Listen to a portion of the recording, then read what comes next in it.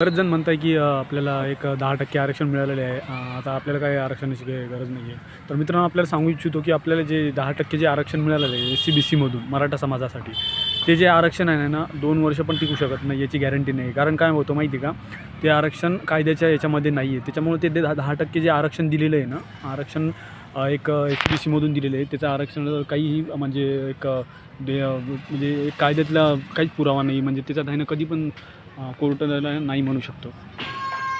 काय माहिती आहे का, कोर्ट आहे ना कधी पण त्या आरक्षणाला नाही म्हणू शकतो. कारण की आहे ना त्याचे म्हणजे कायद्याची काहीच म्हणजे हे नाही आहे बरं का, त्याला गॅरंटी नाही आहे बघा. काय नाही, हे आरक्षण जे आहे ना 10% जे दिलेलं आहे ना SC-BCमधून, त्याचं जे आहे ना फक्त एक वर्ष 2 वर्ष टिकण्याचे चान्सेस आहेत. त्याच्यावरती आरक्षण टिकू शकत नाही. ह्यामुळेच मनोज जरांगे पाटील यांचं म्हणणं आहे की बाबा SC-BCमधून आरक्षण मिळालं पाहिजे.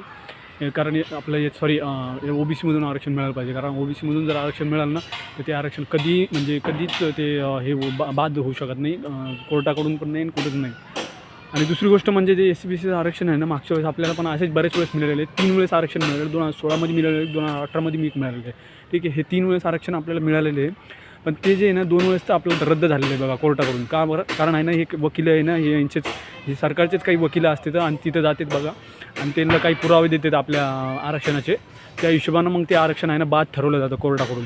मग आपल्याला आहे ना काहीच बोलता येत नाही बघा इकडच्या मराठा समाजाला, लगेच सगळं शांत होऊन जातं बघा. ह्यामुळेच आता हे जे आता जे मोर्चा निघलेला आहे ना आपला OBCमधून आरक्षण मिळण्यासाठी, कारण हे जे आहे ना आपलं हे पक्कं आरक्षण आहे आणि हे कधीच आपलं म्हणजे बाद होऊ शकत नाही. ह्याच्यामुळंच आपला ह्यावेळेस आपल्याला पूर्ण ताकदीने सपोर्ट आपला हा झालाच पाहिजे इथून. ठीक आहे.